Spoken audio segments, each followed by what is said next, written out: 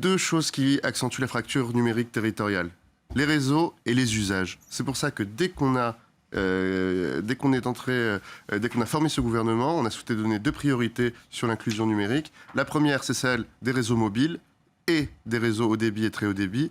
Et la deuxième, c'est celle de l'inclusion numérique sur les usages. Sur le réseau mobile, aujourd'hui, vous savez, on est en train de conclure un cycle qui a démarré au mois de juillet.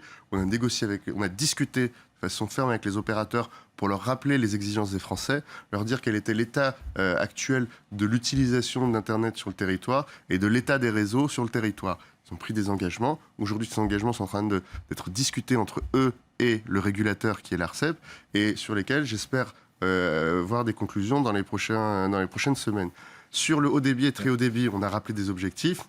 2020, le haut débit partout pour tous les locaux, c'est-à-dire pour tous les particuliers, toutes les entreprises, et très haut débit dès 2022. Et là, aujourd'hui, on voit avec la mise en place des différents réseaux qu'on va y arriver. Et on a une grande confiance sur le sujet. Et le plus important, c'est quand même pour moi les usages. Les 13 millions de Français qui ne savent pas utiliser le numérique. Voilà, il y a 20% effectivement de la population qui est à l'écart. Et comment on fait pour passer à l'administration en ligne, puisque c'est aussi une de vos priorités. Vous avez raison de le dire. Comment je peux dire d'un côté on va faire 100% d'administration en ligne si de l'autre côté on ne s'est pas occupé des 13 millions de Français qui ne savent pas utiliser.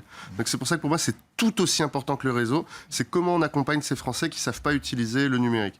Et pour ça on va annoncer à la prochaine conférence nationale des territoires au mois de décembre une stratégie qui a été construite avec les régions, les départements, les communes pour se dire comment dans le premier semestre 2018, on trouve une solution département par département pour identifier les familles, orienter les familles, financer l'inclusion.